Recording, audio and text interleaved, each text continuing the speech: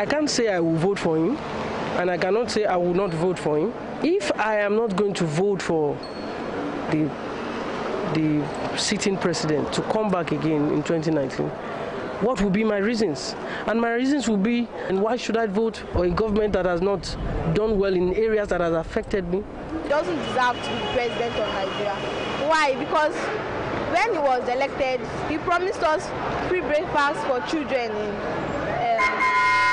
in government school. We didn't get that. He promised us a lot of things, but he failed with his promise. In his manifesto before he was elected as the president of Nigeria in 2015, he said that he's going to do this, do that as per the political party which he came under them.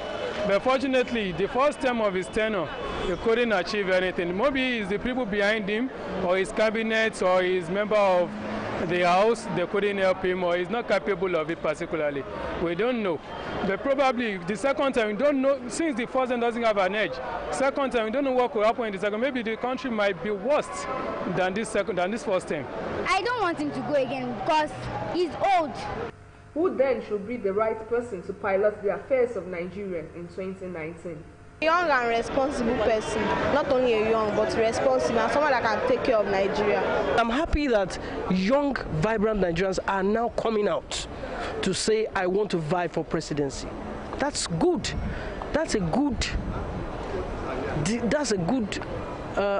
sign that Nigeria is beginning to go in the right direction. We have good people that can run this country, in this country. There are many of them. We don't have to rely on the old brigade. I think I vote for him because there is no other option as a presidential candidate. The perception of non-Africans is that African leaders are power drunk. They hold on to power until pressure is mounted on them. They do not vacate the seats of power. Though in Nigeria, the situation has been fair. After all, former President Goodluck Jonathan relinquished power voluntarily, just as his predecessor. It remains to be seen whether President Buhari will succeed with his second-term ambition. A former governor of Ekiti State, Kayode Fayemi, has formally declared for the July 14 governorship election in the state. Fayemi, who is the current Minister of Mines, Steel and Development, said he was persuaded to join the race because of noticeable pangs of poverty, frustration and misery of Ekiti people. Fayemi made his ambition known to journalists after hosting leaders and members of the All Progressives Congress from the 60 local government areas and the 177 wards of the state at his Eastern Ekiti country home in the Oyo local government area of the state. Fayemi is the 35th aspirant to formally declare his ambition on the platform of the All Progressives Congress APC. The federal government has been commended for the approval on new excise duty placed on tobacco products. A group under the auspices of Environmental Rights Action, Friends of the Earth, and Civil Society Legislative Advocacy Center (CISLAC) gave the commendation while briefing newsmen in Abuja. The group also called on the federal government to match its rates with other countries across Africa, saying the new rates still fall short of the World Health Organization's recommendation. You will recall that the Minister of Finance, Kemi Adeosun, had said the approval given by President Muhammadu Buhari will take effect from Monday, June 4, after a 90-day grace period to all local manufacturers. Many of these, tobacco companies are conniving with some unpatriotic people to sell a dummy that as a result of the increase in taxation, some people will lose jobs. For us, Civil Society Tobacco Control Advocates, the position of Manufacturers Association of Nigeria reflects a conflict of interest that puts profit before the health of millions of our citizens. We do not mince words when we say that as a member of the National Tobacco Control Committee, that's NATOC, man's position is very disturbing. The share of employment on manufacture of tobacco products is insignificant. overall it's about 0.15%, and then the share in manufacturing industry is just about 1.4%. So the idea of job losses is not a reasonable argument.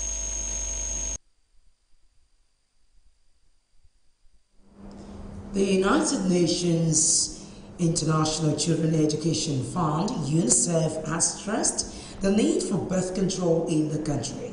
They said this at an event organized in Benin, the Edo State capital, where they urged families to plan for their birth, given the high level of poverty and unemployment in the country. Speaking to Edo State people, representative of the United Nations International Children's Emergency Fund, UNICEF, and Multiple Indicators Cluster Survey, MICS, Adeni Olaleye, said the body is prepared to partner the state governments to educate residents on birth control. 72% of those children were taken to 20% of them were actually tested for malaria before treatment. But I think that's a bit understandable.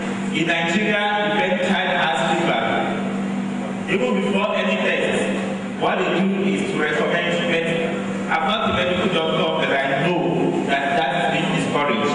Responding, the Commissioner for Budget and Economic Planning, Marianne Abubakar, sought the people's support in finding solution to the problem of childbirth control in the state. A little challenge is why, I'm sure UNICEF will give us insight into this. Why is it not broken down local government by local government? Because if we know the local government where we're having these challenges, then we know how to, work with the local government chairman to ensure that we bring this percentage to 0. Because as far as this administration is concerned, this government of Governor Obaseki, everything that had to do with the welfare of Edo indigene, in terms of negativity, is 0%. Some participants speak on the presentation of the MICS 2017 finding. This presentation should be documented and categorized so that we can apprehend it. Try to give us opportunity in 6 months' time to see whether what is happening here, whether we are moving up or we are going back.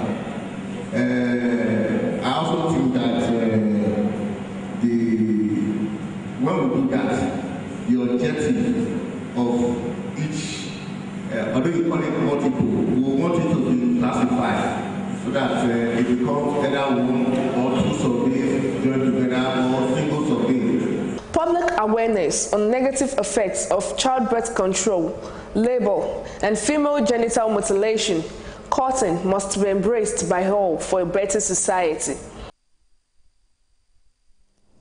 The Commissioner for Information in Abia State, John Okeye, has confirmed the outbreak of Lassa fever at the Federal Medical Center, Umahia FMC. Okeye, who disclosed this to journalists, said the government and the hospital management had swung into action to check the spread of the disease. The commissioner also said prophylactic treatment of others who may have come in contact with the victims had commenced in earnest, as the State Ministry of Health is working with the authorities of FMC to ensure full containment of the disease. If you've just joined us, you're watching Superscreen's Midday News. We'll take a short break here to bring you business news. Just stay.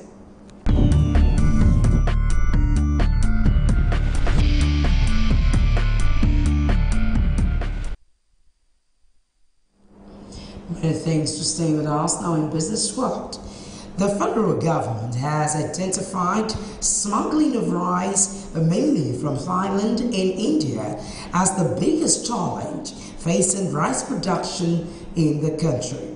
According to the Minister of Information and Culture, Lai Mohammed, Smuggling rice from the two countries come into Nigeria through the country border with Benin, Niger and Cameroon. The minister who discussed this at a press conference in Lagos said over 2 million metric tons of parboiled rice was smuggled into Nigeria in 2017, according to Rice Millers Importers and Distributors Association of Nigeria. The National Identity Management Commission, NIMC, says reports that it has suspended issuance of national identity card to Nigerians is untrue. The agency said collection of cards by persons who had completed the enrollment processes will commence from April 3rd. The statement by the spokesperson of the commission, Loveday Obunna, said all individuals who completed their enrollment procedures must have received an SMS inviting them to proceed to the NIMC office they enrolled to pick up their cards from today. Obunna also said persons yet to receive any SMS are advised to check the status of their cards on the NIMC website. The spokesperson reminded Nigerians and legal residents that the National Identification Number, NIN, is not only the unique identifier but also the most important token issued by the Commission and not the physical electronic ID card. Still talking business news, figures obtained from the Central Bank of Nigeria, CBN, have revealed that the federal government recorded a fiscal deficit of 2.14 trillion naira in its operations in the 2017 fiscal period. An analysis of the report showed the fiscal deficit for the 2017 financial year was lower than the 2.19 trillion naira recorded in 2016. The report put the total retained revenue of the federal government during the period at 2.7 trillion naira, while the expenditure was put at 4.9 trillion naira, resulting in overall operational deficit of 2.14 trillion naira. And as said in business news, we'll take another short break to bring you news from a foreign scene and then sports. Stay with us.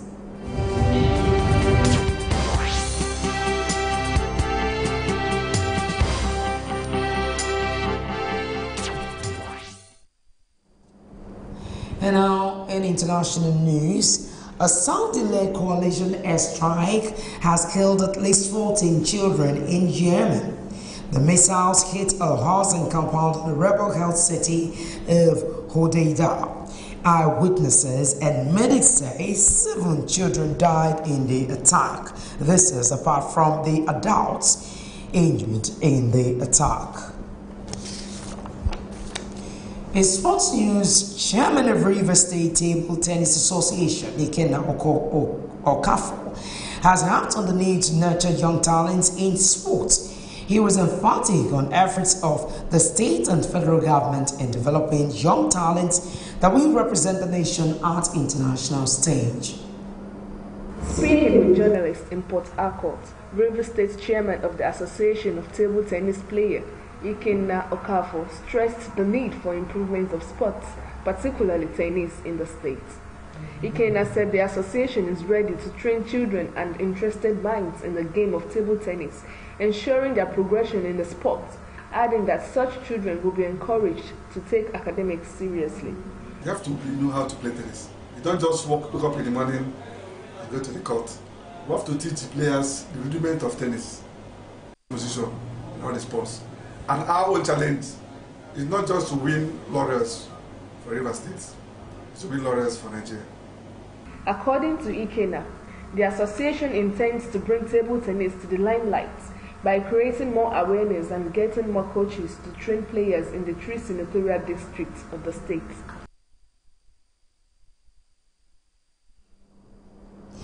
Well, that's about it on Superscreen's media news. Well, thanks for watching. Remember to join us at 6 for more news updates. As always, I am Adinke Owoye Ajiboye. Good afternoon.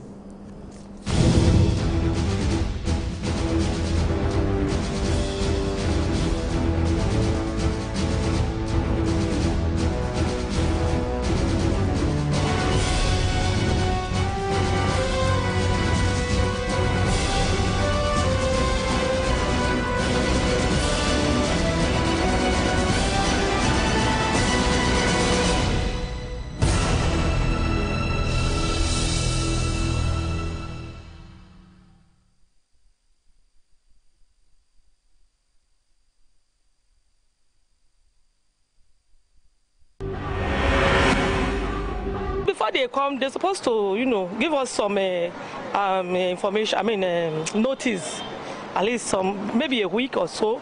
There was nothing like that. Hunger is everywhere in Nigeria.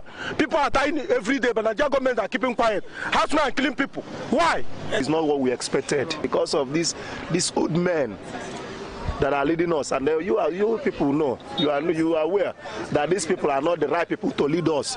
These kind of people that are leading us here are people of black mind. They just care about themselves and their family. You are affecting my village. Let me use if I call it useless, I'm not a mistake. The other place where they build a shop, call it plaza. Say each shop got 4 million naira. So I don't have the money, so I have to leave. If you plan to get a tribal mark, it takes a lot of pain, but after some time, you enjoy it. No, we experience hold up now during the construction time. Then after some time, we start enjoying it. The way they are doing the construction is too slow. It's too slow. The construction is too slow. They should stop the construction and make sure people go into their businesses and do their businesses.